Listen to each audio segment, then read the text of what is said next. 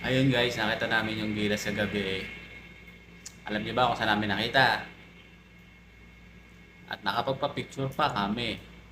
Kaya kayo, hanapin ako natin sila pero kasama ko tuwan-tuwa. Hindi, may siya naman guys. Ay, di ba nakita natin yung gilas sa gabi, tuwan-tuwa ka? Hindi na mo. Nakapagpa-selfie ka, di ba? Oo, nakita ko siya, naglalakad. Oo. Tapat, tapat ng table natin. Hindi nga raw siya makakain kung nakita niya yung gilas. Tingnan namin sa Red Simon. Sa Red Simon namin nakita yung gilas, doon sila tumatambay. Kung sila tumambay. Balik tayo mamaya, baka tumambay ulit doon. Si Brownlee naman makita natin.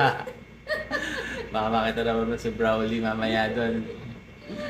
Tuwan-tuwa yung kasama ko, hindi raw siya makakain, hindi raw siya nakatulog na Ang maayos. pogi ni sino ba yan? Ni Mr. Ramos daw po, kita si Mr. Ramos. Muntik na malaglag yung puso ko kay Mr. Ramos. Ay, kahit yung yung tatlo may tsura.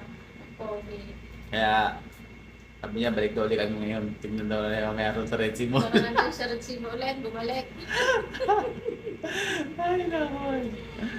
Ay, baka pag Happy lang. Kasi nakita yung mga... Nasaan, di ba? Nakikita mo lang din sa Oo. may yung Sports City ng din sa Jeddah eh. Nanonood kayo.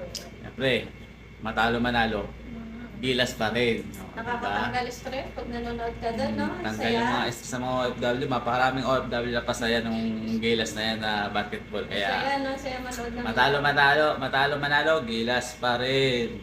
nagbigay ng saya sa mga OFW dito sa Jeddah. Diba? Ayan. Enjoy! Nakakatuwa lang. Nakakatuwa lang makita, no? Oh.